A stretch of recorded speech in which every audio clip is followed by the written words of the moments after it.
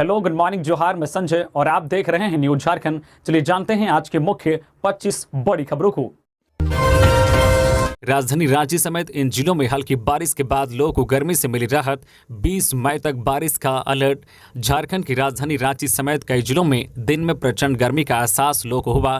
तेज धूप की वजह से लोग परेशान दिखे। पिछले कई दिनों से सूर्य की तपिश बढ़ रही थी। लोगों को बादल और वर्षा का इंतजार था। बुधवार को उनका इंतजार खत्म हुआ और हल्की ही सही वर्षा ने उन्हें इस भीषण गर्मी से राहत दी। मौसम विभाग ने पहले ही इसकी तत्कालीन चेतावनी जारी की थी। कहा था कि लोहरदगा और रांची जिले के कुछ भागों में हल्के से मध्यम दर्जे की वर्षा होगी। सिर्फ रांची और लोहरदगा ही नहीं बल्कि दुमका, साहिबगंज और गुमला जिले में भी कुछ जगहों पर हल्के से मध्यम दर्जे की वर्षा हुई। दुमका में तो ओलावृष्टि भी हुई है। भारत मौसम विज्ञान विभाग के रांची स्थित मौसम केंद्र ने 18 मई यानी आज गुरुवार के लिए भी येलो अलर्ट जारी किया है। इसमें कहा गया है कि राज्य में कहीं कहीं बादल गरजेंगे, वज्रपात होगा और तेज हवाएं भी चल सकती है। वहीं शुक्रवार और शनिवार यानी 19 और 20 मई के लिए भी मौसम केंद्र ने ऑरेंज अलर्ट जारी किया है। आपको बता दें कि ऑरेंज अलर्ट तब जारी किया जाता है जब वज्रपात के साथ तेज हवाएं भी चलती है। मौसम केंद्र ने शुक्रवार और शनिवार को राज्य के पूर्वी तथा उससे सटे इलाकों में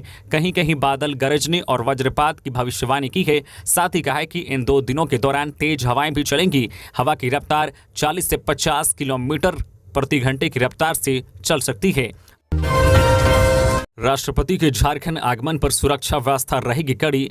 2 डीआईजी, 15 आईपीएस व 5000 जवान रहेंगे तैनात।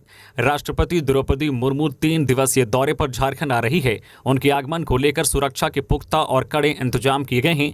रांची रेंज और दुमका रेंज डीआईजी के नेतृत्व में 15 से ज्यादा आईपीएस अधिकारी सुरक्षा व्यवस्था की कमान संभालेंगे। बताया जा रहा है कि सुरक्षा को लेकर 2 डीआईजी, 15 आईपीएस, 24 डीएसपी, 60 इंस्पेक्टर और 250 सब इंस्पेक्टर तैनात रहेंगे। इतना ही नहीं, राष्ट्रपति के रूट लाइन पर पुलिस कर्मियों की तैनाती भी रहेगी। जानकारी के अनुसार करीब 5000 जवानों को सुरक्षा व्यवस्था में तैनात किया जाएगा। वहीं ट्रैफिक सहित सभी पहलुओं की तैयारियां अंतिम चरण में हैं।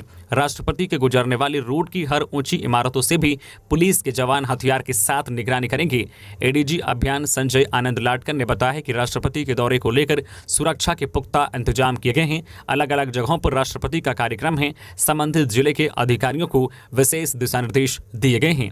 राष्ट्रपति के कार्यक्रम के संबंध में मिली जानकारी के अनुसार 24 मई की सुबह लगभग 9 बजे राष्ट्रपति द्रौपदी मुर्मू दिल्ली से एयरफोर्स के विशेष विमान से देवघर एयरपोर्ट पहुंचेंगी। देवघर में बाबा बैद्यनाथ मंदिर में पूजा अर्चना करने के बाद वे रांची आएंगी। यहां बिरसा मुंडा और अल्बर्ट एक्का की प्रतिमा पर माल्यार्पण करेंगी। इसके बाद राष्ट्रपति सीधे राजभवन के लिए प्रस्थान करेंगी। रात्रि विश्राम राजभवन में करेंगी। 25 मई को झारखंड हाईकोर्ट के नए भवन का उद्घाटन करेंगी। यहां से वापस लौटकर राजभवन में आयोजित एक कार्यक्रम में शामिल होंगी। इसके बाद 25 मई को ही हेलीकॉप्टर से खूंटी जाएंगी। वहां मिनिस्ट्री ऑफ ट्राइबल अफेयर्स के कार्यक्रम में हिस्सा लेंगी। इसके बाद रांची लौटकर रात्रि विश्राम राजभवन में करेंगी। मुर्मू 26 मई को ट्रिपल आईटी कन्वर्सेशन में बतौर मुख्य अतिथि हिस्सा लेंगी। इसके बाद दिन के करीब 1 बजे वायुसेना के विशेष विमान से दिल्ली लौट जाएंगी।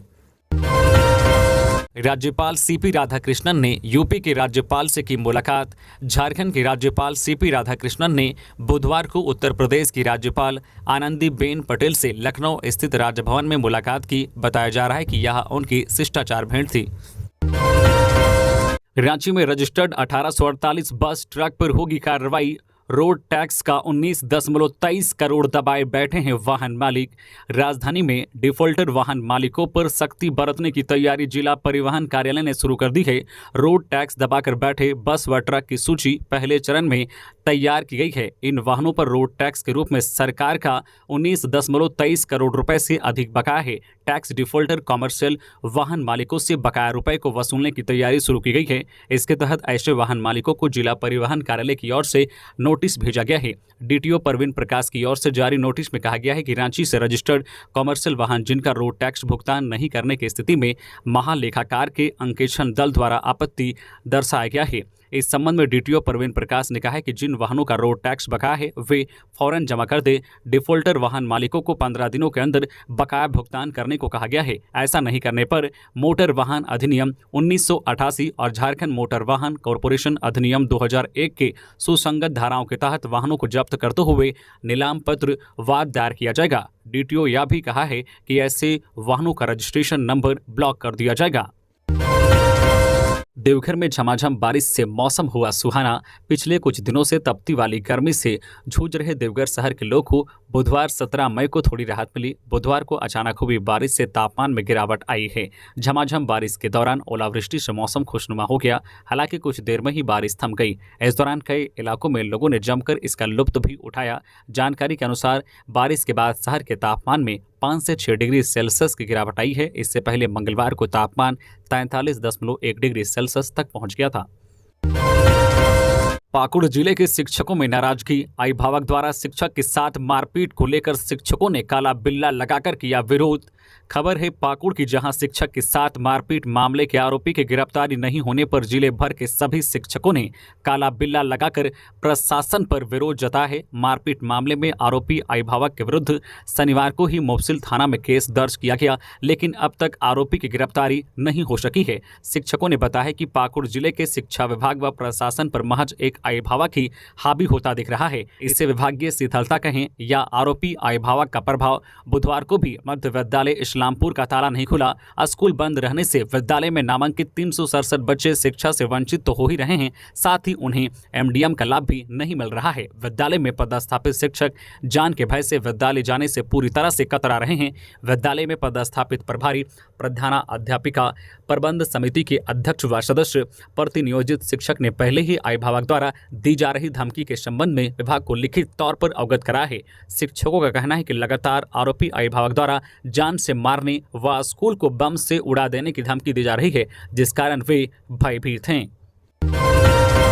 संघ प्रमुख मोहन भागवत के दौरे को लेकर अलर्ट मोड पर पुलिस, सुरक्षा बल की 3 कंपनियां तैनात, ड्रोन से की जा रही है इलाके की निगरानी।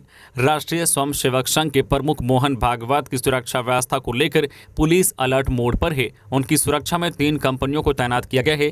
कार्यक्रम स्थल पर जिला पुलिस बल, सैट और जगुआर के जवानों की जिम में सुरक्षा व्यवस्था सौंपी गई है। ड्रोन के जरिए भी सुरक्षा की निगरानी की जा रही है। बता दें कि लोहरदगा में 13 मई से राष्ट्रीय स्वयंसेवक संघ के झारखंड और बिहार के स्वयंसेवकों का संघ शिक्षा वर्ग आयोजित हुआ है। इस कार्यक्रम का समापन आगामी 2 जून को होगा। इस बीच कार्यक्रम में शामिल होने के लिए 16 मई को राष्ट्रीय स्वयंसेवक संघ के प्रमुख मोहन भागवत लोहरदगा पहुंचे हुए हैं। मोहन भागवत 19 मई की सुबह तक लोहरदगा में ही रहेंगे। आरएसएस के पूरे कार्यक्रम को लेकर सुरक्षा की ऐसी व्यवस्था की गई है कि परिंदा भी पर ना मार सके। कड़ी सुरक्षा व्यवस्था के बीच पूरा कार्यक्रम आयोजित हो रहा है। एनोस एक्का की पत्नी मेनन को सुप्रीम कोर्ट से मिली बड़ी राहत, नियमित जमानत मंजूर। झारखंड के पूर्व मंत्री एनोस एक्का की पत्नी मेनन एक्का को सुप्रीम कोर्ट से बुधवार को बड़ी राहत मिली है। सुप्रीम कोर्ट ने मेनन एक्का को नियमित जमानत दे दी है। जस्टिस सूर्यकांत और जस्टिस जीके माहेश्वरी की बेंच में मेनन एक्का की जमानत अर्जी पर सुनवाई हुई। इस दौरान कोर्ट ने हिरासत अवधि को देखते हुए उनकी जमानत अर्जी को मंजूर कर लिया। सुनवाई के दौरान मेनन एक्का की ओर से सुप्रीम कोर्ट के वरीय अधिवक्ता सिद्धार्थ दवे और गौरव अग्रवाल ने बहस की। मालूम हो कि लॉन्ड्रिंग मामले में दोषी मेनन एक्का को झारखंड हाईकोर्ट ने जमानत देने से इनकार कर दिया था, जिसके बाद सुप्रीम कोर्ट जाकर जमानत के लिए गुहार लगाई थी। रांची के स्मार्ट सिटी में घर टूटने के बाद चर्चा में आई सुहानी सांगा गायब। परिजनों ने पुलिस से लगाई ढूंढने की गुहार। रांची स्मार्ट सिटी में घर टूटने के बाद सुर्खियों में आई सुहानी सांगा सोमवार से लापता है। इस कारण परिजनों का रो रो कर बुरा हाल है। उसके पिता सोमा सांगा ने रांची के धुरवा थाना में गुमशुदगी का मामला दर्ज करवाया है। माता पिता ने पुलिस से सुहानी को ढूंढने की गुहार लगाई है। दूसरी ओर सुहानी से भी अपील की गई है कि वह वापस घर लौट आए। सुहानी सांगा डोरंडा कॉलेज की एक छात्रा है। वह तब सुर्खियों में आई थी जब रांची के धुरवा इलाके में बन रहे स्मार्ट सिटी के अंदर बसे उनकी झोपड़ियों को तोड़ा जा रहा था। तब मामला मीडिया में खूब उछला था, जिसके बाद तत्कालीन शिक्षा मंत्री स्वर्गीय जगन्नाथ महतो ने रांची डीसी को सुहानी को मदद दिलाने का निर्देश दिया था। उसके बाद फिर कुछ दिन बाद 2 बुलडोजर लगाकर सुहानी और उसके पड़ोसियों का घर तोड़ दिया गया था। फिर जब मीडिया में सुहानी की रोती हुई तस्वीर वायरल हुई तो दूसरे दिन बीजेपी विधायक दल के नेता बाबूलाल मरांडी सुहानी और उसके बस्ती वालों से मुलाकात करने पहुंचे थे और रांची डीसी को वहीं से फोन कर कहा था कि अगर स्मार्ट सिटी का काम नहीं रोका गया तो वह वहीं धरना पर बैठ जाएंगे। शाम तक मुख्यमंत्री हेमंत सोरेन भी सुहानी और बस्ती वालों से मिले थे और सभी को जमीन और घर देने का आश्वासन दिया था। तब से सुहानी और उनका पूरा परिवार बगल में ही किसी और के घर में रह रहा था। सुहानी सांगा कहीं चली गई है या फिर उसके साथ कुछ गलत हुआ है, यह अब तक साफ नहीं हुआ है। पत्थर खदान में बड़ा हादसा, एक मजदूर की मौत। अचानक खदान में गिरा बड़ा पत्थर, पोकलेन और हाईवा दबे। खनन पदाधिकारी ने कहा, लापरवाही से हुआ हादसा। गिरिडीह में पत्थर खदान में हादसा हुआ है। इस हादसे में एक मजदूर की मौत हो गई है और एक मजदूर घायल हो गया है। धनवार प्रखंड के अंतर्गत आने वाले पारोडी में यह हादसा हुआ है। पत्थर का एक बड़ा हिस्सा टूटकर जो है खदान में चल रहे पोकलेन और हाईवे पर गिर गया। पत्थर के नीचे पोकलेन ड्राइवर दब गया और घटनास्थल पर ही उसकी मौत हो गई, जबकि एक हाईवा का ड्राइवर गंभीर रूप से घायल बताया जा रहा है। खनन पदाधिकारी सतीश नायक ने कहा है कि यह खनन वैध है, लेकिन देखकर ऐसा लग रहा है कि सुरक्षा मानकों की धज्जियां उड़ाई गई है। यह खनन के लिए जिस तरह की नीति होनी चाहिए वो नजर नहीं आ रही है। इस पूरे मामले पर सख्त कार्रवाई होगी। खनन की गहराई 400 मीटर है। अब भी हाईवे में गिरा पत्थर को हटाया नहीं जा सका है। बताया जा रहा है कि पत्थर का आकार इतना बड़ा है कि उसे ऐसे ही निकालना मुश्किल है। पत्थर को तोड़कर ही उसे निकाला जा सकता है। घटना के बाद पोकलेन में आग लग गई थी। घटना सुबह 9 बजे की बताई जा रही है। 100 को दोपहर 3 बजे पोकलेन से निकाला गया। 100 का हाथ और पैर जल गया था। मृतक की पहचान कोडरमा निवासी सिकंदर पंडित के रूप में की गई है। खाता से आधार लिंक कराएं, नहीं तो रुक जाएगा स्कॉलरशिप। पोस्ट मैट्रिक स्कॉलरशिप का लाभ प्राप्त करने वाले स्टूडेंट्स को अपने बैंक खाता को आधार से लिंक करना होगा। ऐसा नहीं होने पर स्कॉलरशिप का भुगतान नहीं होगा। इसको लेकर रांची जिला कल्याण पदाधिकारी DWO ने सभी योग्य छात्रों अभिभावकों से अनुरोध किया है कि अपने संबंधित बैंक शाखा से संपर्क करें। बैंक खाता संख्या को आधार के साथ लिंक कराना सुनिश्चित करें। स्टूडेंट्स का बैंक खाता आधार के साथ लिंक नहीं होने पर स्कॉलरशिप का भुगतान नहीं किया जा सकेगा। DWO की ओर से कहा गया है कि जिसकी पूरी जवाबदेही संबंधित स्टूडेंट्स की होगी। कोडरमा में अवैध माइका उत्खनन के खिलाफ बड़ी कार्रवाई। खनन में इस्तेमाल हो रही 14 गाड़ियां जब्त।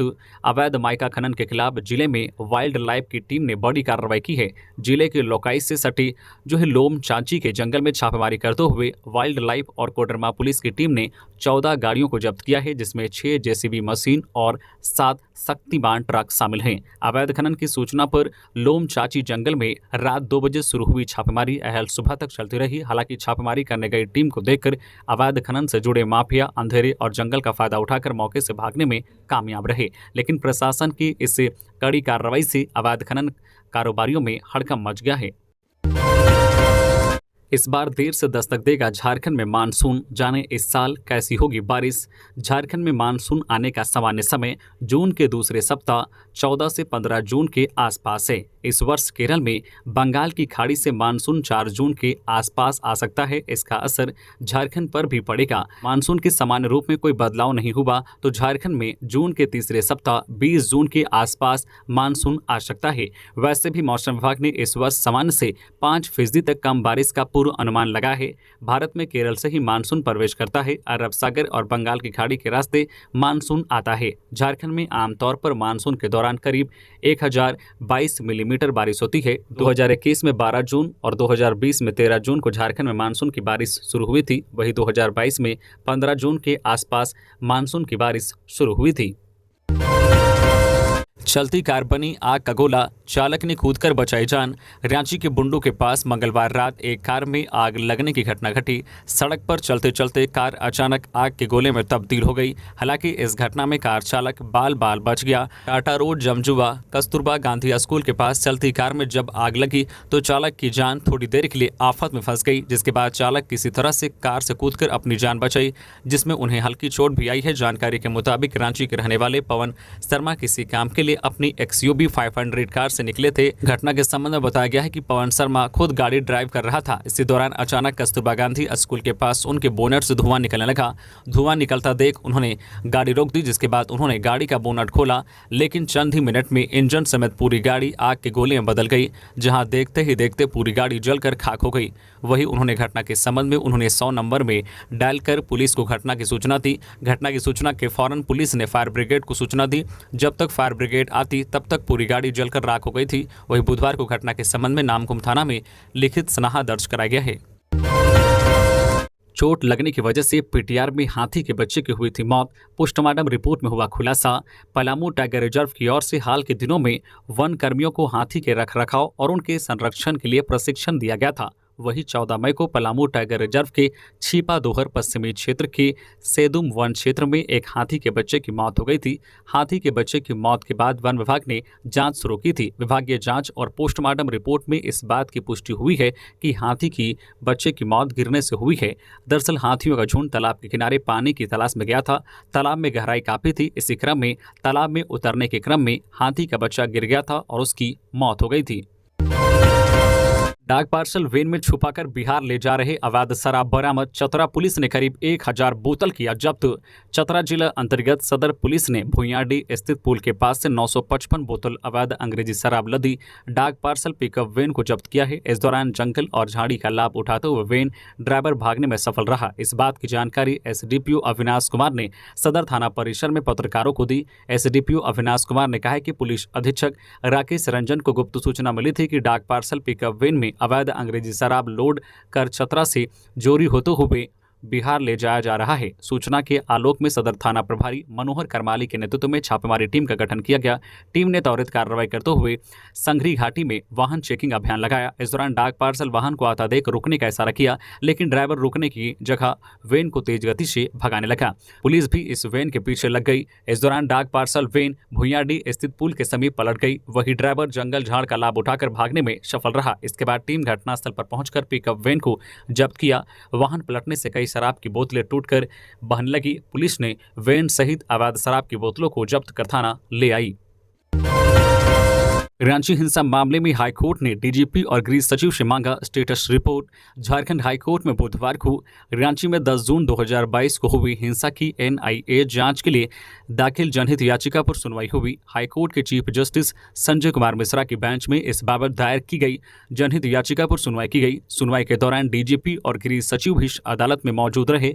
कोर्ट ने उनसे रांची हिंसा मामले में अब तक हुई जांच की स्टेटस रिपोर्ट एफिडेविट के माध्यम से कोर्ट को देने का निर्देश दिया। वही कोर्ट ने मामले की अगली सुनवाई के लिए 5 जुलाई की तारीख तय की है। मालूम हो कि रांची में 10 जून 2022 को हुई हिंसा की जांच एनआईए और सीबीआई से कराने की मांग को लेकर झारखंड हाईकोर्ट में जनहित याचिका दाखिल की गई है।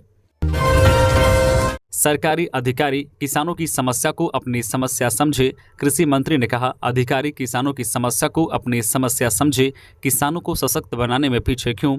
सरकारी अधिकारियों को कृषि मंत्री बादल पत्रलेख ने कहा है कि किसानों के साथ एक बेहतर संबंध स्थापित करके सरकारी अधिकारी उनकी समस्या समझे।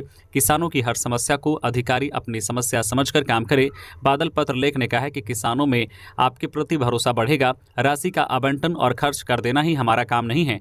किसानों की समस्याओं को करीब से देखने की जरूरत है। कृषि मंत्री बादल पत्रलेख पशुपालन भवन के सभागार में इंटरनेशनल मिलेट्स ईयर 2023 के अवसर पर अपने संबोधन में यह बातें कहीं। 9 थीम पर पंचायतों के विकास के लिए दिए जाएंगे प्रशिक्षण। सबसे पहले रांची के नामकुम से हुई शुरुआत। पंचायतों के सर्वांगीण विकास के लिए पंचायती राज विभाग ने 9 थीम पर काम कर रहा है। इस थीम पर योजनाओं का चयन किया जाएगा। इसको लेकर झारखंड में सबसे पहले रांची के नामकुम प्रखंड कार्यालय में 2 दिवसीय राज्य स्तरीय कार्यक्रम आयोजित किया गया। इस कार्यक्रम में पंचायती राज निदेशक निशा उरांव ने बताया कि 9 थीम में गरीबी मुक्त और उन्नत आजीविका गाँव, स्वस्थ गाँव, बाल हितैषी गांव, जल पर्याप्त गांव, स्वच्छ और हरित गांव, गांव में आत्मनिर्भर बुनियादी ढांचा, सामाजिक रूप से सुरक्षित गांव, सुशासन वाला गांव और महिला व बाल हितैषी गांव शामिल हैं। उन्होंने बताया कि इस थीम पर योजनाओं का चयन कर उस पर जमीनी स्तर पर कार्य किया जाएगा। इसके मद्देनजर इससे जुड़े लोगों को प्रशिक्षण दिया जा रहा है। रांची में 19 मई को वाम दलों का संयुक्त कन्वेंशन, तैयारी पूरी। राजधानी रांची के पुराने विधानसभा भवन में 19 मई को वाम दलों का राज्य स्तरीय संयुक्त कन्वेंशन होना है। इसके लिए तैयारी पूरी कर ली गई है, जिसमें भाकपा, माकपा, मासस, आरएसपी, फॉरवर्ड ब्लॉक और एसयूसीआई समेत 7 वाम दल शामिल होंगे। कन्वेंशन में राज्य के सभी जिलों से वाम दलों के 350 से ज्यादा प्रमुख नेतृत्वकारी हिस्सा लेंगे। कन्वेंशन को लेकर रांची स्थित सीपीआई कार्यालय में राजेंद्र यादव की अध्यक्षता में बुधवार को बैठक की गई। इस दौरान कन्वेंशन में प्रस्तुत किए जाने वाले संयुक्त आधार पत्र, राजनीतिक प्रस्ताव और आंदोलनों के भावी कार्यक्रम कर उसे अंतिम स्वरूप देने को लेकर चर्चा की गई।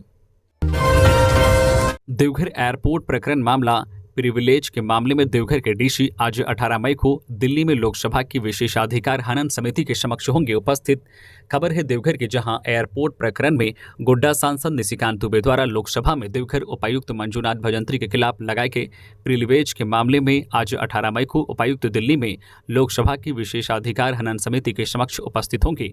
लोकसभा सचिवालय के उप सचिव बाला गुरुजी ने झारखंड के मुख्य सचिव को पत्र भेजकर कहा है कि सांसद डॉक्टर निशिकांत दुबे द्वारा लोकसभा में उपायुक्त मंजूनाथ भजंत्री के खिलाफ विशेषाधिकार हनन का प्रस्ताव लाया गया था, जिसे समिति ने संज्ञान में लिया है। इस मामले में डीसी को साक्ष्य के साथ 18 मई को लोकसभा भवन स्थित समिति के कमरे में उपस्थित होना अनिवार्य है। जानकारी हो कि एयरपोर्ट प्रकरण में सांसद डॉक्टर निशिकांत दुबे पर एफआईआर दर्ज करने और उपायुक्त द्वारा जांच के क्रम में साथ में सीडी ले जाने के मामले में सांसद ने लोकसभा में उपायुक्त के खिलाफ प्रिविलेज का प्रस्ताव लाया था।